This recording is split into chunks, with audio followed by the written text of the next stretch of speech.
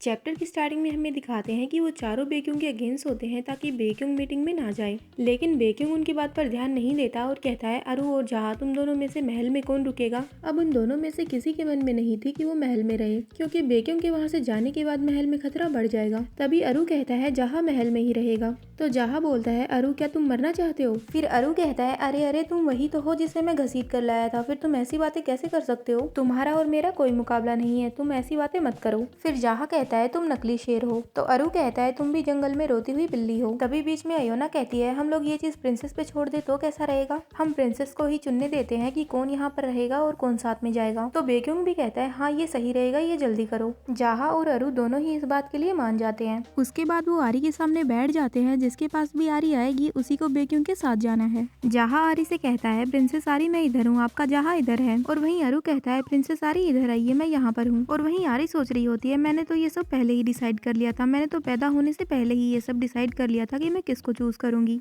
उसके बाद वो दोनों आरी को घूरने लगते हैं कि वो किसके पास जाएगी। आरी धीरे धीरे चलते हुए उनके करीब जा रही थी और सोच रही थी मुझे माफ करना जहाँ, मैंने ये सब पहले ही सोच लिया था, मेरे पास और कोई रास्ता नहीं है। उसके बाद आरी अरु की साइड जाने लगती है, जहाँ थोड़ा उदास होता है और वहीं आरी सोच रही होती है मुझे अरु को चुनना ही था, क्योंकि अगर तुम साथ में जाओगे तो कुछ ना कुछ गड़बड़ करोगे। और वहीं अरु काफी खुश था और सोच रहा था प्रिंसेस आरी को मैं पसंद हूँ। और वहीं आरी सोच रही थी मैंने जो सोच लिया है, जिसे चूज किया है, उसे मैं बदल नहीं सकती, मुझे माफ करना जहाँ। जहाँ उदास होता है तो अयोना उसे थपथपाती है और कहती है कोई बात नहीं जहाँ, कुछ टाइम के लिए हम आपसे अलग हो रहे हैं, हम बाद में मिलेंगे। अब हमें नेक्स्ट डे का सीन दिखाते हैं और मीटिंग में जाने का टाइम आ गया था। वो सभी लोग मीहो के घर जा रहे थे, अयोना, आरी, अरु और बेक्युंग। तभी अरु अयोना से कहता है अयोना क्या तुम पहली बार किसी बैठक में जा रही हो, मतलब मीटिंग में। तो अयोना कहती है हाँ ये पहली बार है, ये ऐसी सिचुएशन है जिसे मैं एक्सेप्ट नहीं कर पा रही हूँ, मतलब मुझे वहाँ पर जाते हुए थोड़ा अजीब लग रहा है। फिर अरु कहता है तुम ज्यादा चिंता मत करो, ये बहुत बोरिंग मीटिंग होने वाली है, इसमें बस मालिक लोग आने वाले हैं, वहाँ पर ज्यादा भीड़ नहीं होने वाली। फिर अयोना कहती है थैंक यू अरु।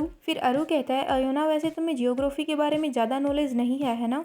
अयोना कहती है हाँ मैं कभी भी ईस्ट की साइड नहीं गई हूँ, मतलब पूर्व की साइड। जहा कहता है लेकिन ये सबसे फर्क नहीं पड़ता। उसके बाद अरु सिटी बजाता है और वहाँ पर 3 पेगासस आते हैं, मतलब उड़ने वाले घोड़े। आरी उनको देखती है और सोचती है ये क्या है, इनको तो मैं पहली बार देख रही हूँ, क्या आसमान में कोई घोड़ा है और वो उड़ भी रहा है। उसके बाद वो पेगासस नीचे आ जाते हैं, तो अरु कहता है मैं इस नीले वाले घोड़े पर जाऊंगा। आरी उसे देखकर सोचती है क्या इस पर राइड करनी है, ये तो डरावने लग रहे हैं। फिर अरु कहता है मैं आगे आगे जाता हूँ, तुम मेरे पीछे आओ और मास्टर बेक्युंग तुम्हारे पीछे आएंगे। तो अयोना कहती है हाँ अरु मैं समझ गई हूँ।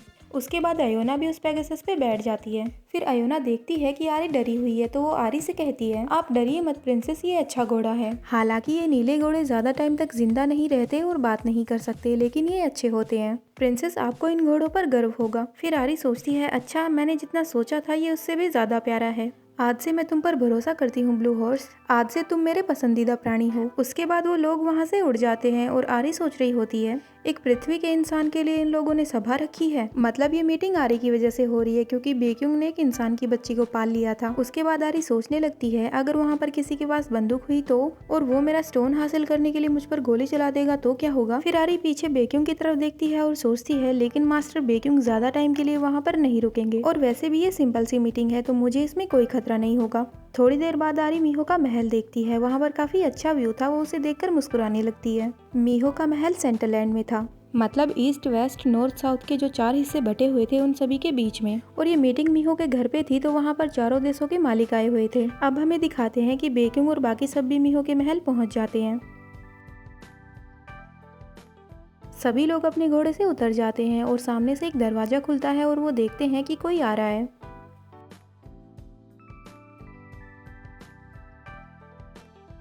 आरी उस आदमी को देखकर सोचने लगती है ये तो कुछ हद तक उसी से मिलता जुलता है, मतलब ये आदमी अरु से काफी मिलता जुलता लग रहा था। वो आदमी आता है और बेक्युंग के सामने सर झुकाते हुए उससे कहता है ईस्टर्न लैंड के मालिक लॉर्ड बेक्युंग आपका स्वागत है। तो बेक्युंग कहता है तुमसे मिले हुए काफी टाइम हो गया है मारू, तुम कैसे हो। ये सुनकर आरी सोचती है इनकी शक्ल तो मिलती ही है, इनके तो नाम भी काफी मिलते जुलते हैं। तभी अरु बताता है मारू मेरा जुड़वा भाई है प्रिंसेस आरी। ये सुनकर आरी सोचती है क्या जुड़वा भाई, मुझे तो नहीं पता था तुम्हारा कोई भाई भी है और वो भी जुड़वा। फिर मारू कहता है ईस्टर्न लैंड्स की यंग मिस आरी आपसे मिलकर अच्छा लगा, मेरा नाम मारू है, मैं लेडी मीहो का सर्वेंट हूँ। फिर आरी मारू को देखकर मुस्कुराने लगती है और सोचती है ये एक जेंटलमैन है और हैंडसम भी है और अरु की तरह मुस्कुराता भी है।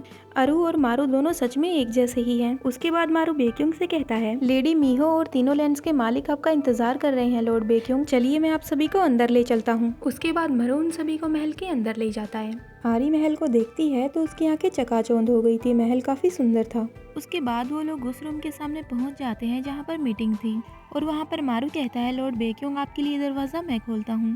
वो लोग अंदर जाते हैं और देखते हैं कि वहाँ पर बाकी 3 देशों के भी मालिक बैठे थे। इसमें पहले हमें दिखाते हैं मीहो जो एब्सोल्यूट है और वो सारे देशों के बीच में उसका महल है। दूसरे नंबर पे हमें शावा दिखाते हैं जो कि नॉर्थन लैंड की मालिक है। तीसरे नंबर पे हमें नारायण दिखाते हैं जो कि साउथर्न लैंड की मालिक है।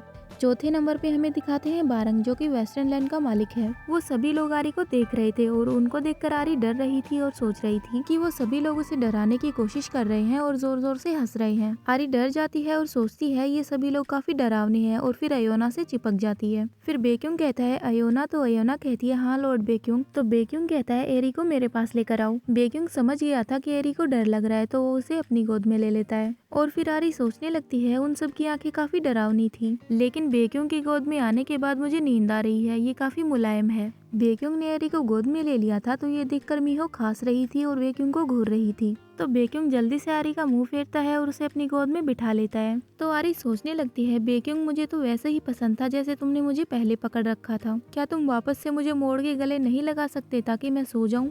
तभी मीहो कहती है जब सभी लोग यहाँ पर आ ही गए हैं तो चलो मीटिंग शुरू करते हैं। ये बात सुनकर आरी सोचती है हाँ हाँ शुरू करो, मेरे यहाँ पर होने से ये सभी लोग इतना उदास क्यों हैं, मुझसे क्या दिक्कत है इनको। तभी नारायण एकदम से उठती है और कहती है मैं इसे एक्सेप्ट नहीं करूंगी, ये वैसा बिल्कुल भी नहीं है जैसा आपने वादा किया था। तो मीहो पूछती है मैंने तुमसे कौन सा वादा किया था। तो नारायण कहती है आपने वादा किया था कि आप वो मार्वल मुझे दे देंगी और उसके बाद चारों लैंड्स का एक ही मालिक होगा। ये बात सुनकर मीहो कहती है ओह ऐसा था क्या मैंने ऐसा कहा था। फिर नारायण कहती है हाँ आपने ये बात काउंसिल की मीटिंग हो रही थी तब कही थी। फिर मीहो कहती है लेकिन फाइनल डिसीजन मुझे लेना है कि क्या करना है। फिर नारायण थोड़ा गुस्से में आकर मीहो से कहती है लेडी मीहो आपके लिए अच्छा होगा कि आप वो स्टोन साउथलैंड को दे दें। तो मीहो पूछती है लेकिन ऐसा क्यों, मैं ऐसा क्यों करूँ। तो नारायण कहती है क्योंकि हमें इसकी जरूरत है, क्योंकि साउथर्न लैंड में काफी अव्यवस्था फैल रही है। फिर मीहो कहती है क्या बस इतना ही, लेकिन मैं इस चीज के बारे में क्यों सोचूं कि साउथर्न लैंड में क्या चल रहा है और क्या नहीं।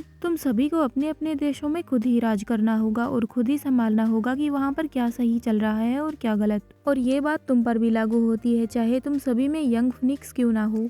मतलब ये चारों देशों के जो मालिक है उनमें से यंग यही है। और मीहो इससे ये कह रही है कि तुम सबसे छोटी हो, इसका मतलब ये नहीं है कि तुम अपने देश को नहीं संभालोगी। तुम अपनी किसी भी कमी को पूरा करने के लिए उस पत्थर का यूज नहीं कर सकती हो। और ऐसा बिल्कुल नहीं है कि तुम्हारा ऐसा बोलने से कुछ बदल जाएगा। अपने देश को तुम्हें खुद ही संभालना होगा, किसी और चीज पर डिपेंड मत रहो।